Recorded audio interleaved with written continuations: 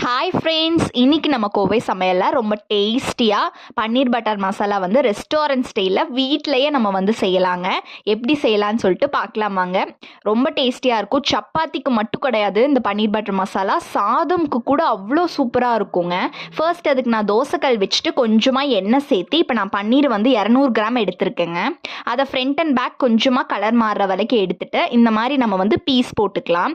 உங்களுக்கு எவ்வளோ குட்டியாக வேணுனாலும் அவ்வளோ போட்டுக்கோங்க. நான் வந்து இந்த மாதிரி பீஸ் போட்டுக்கிறேன்.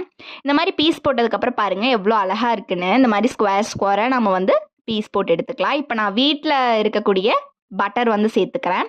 அது கூட கொஞ்சமாக எண்ணெய், பூண்டு, இஞ்சி, அப்புறம் முந்திரி பருப்பு, பச்சை மிளகாய், இப்போ வந்துட்டு 3 பெரிய வெங்காயம், தேவையான அளவு உப்பு, 4 தக்காளி, பழுத்த தக்காளியாக சேர்த்து கொஞ்சமாக கொத்தமல்லியும் தூவிட்டு நல்லா வந்து இந்த மாதிரி குழஞ்சு வணங்கினதுக்கப்புறமா இப்போ ஜாரில் போட்டு நல்லா அரைச்சி எடுத்துக்கலாம். இப்போ பேனில் எண்ணெய் சேர்த்துட்டு எண்ணெய் நல்லா காஞ்சதுக்கப்புறமா மறுபடியும் வீட்டில் இருக்கக்கூடிய பட்டர் நான் ஆட் பண்ணிக்கிறேன்.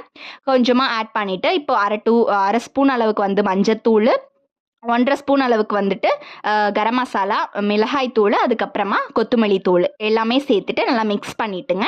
அப்புறமா நம்ம அரைச்சி வச்சுருக்கக்கூடிய பேஸ்ட்டை உள்ளே ஆட் பண்ணி தேவையான அளவு உப்பு, கொஞ்சமாக சர்க்கரை, இப்போ வந்து நல்லா கொதிச்சதுக்கப்புறமா நீங்கள் வந்து நம்ம கட் பண்ணி வச்சுருக்கக்கூடிய பன்னீரை வந்து ஆட் பண்ணிவிட்டு கடைசியில் கஸ்தூரி மேத்தி வந்து நம்ம ஆட் பண்ணிக்கலாங்க.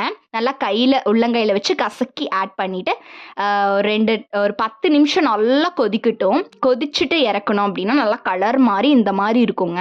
கடைசியில் கொத்தமல்லி தூவி சர்வ் பண்ணிங்கன்னா வேறு லெவல் இருக்கும். வெறும் சப்பாத்திக்கு மட்டும் கிடையாதுங்க, நானுக்கு, சாதம்க்கு எல்லாத்துக்குமே சூப்பராக இருக்கும். இந்த டிஷ் பிடிச்சிருந்தா மறக்காமல் கோவை சமையல் சேனலை சப்ஸ்கிரைப் பண்ணிடுங்க.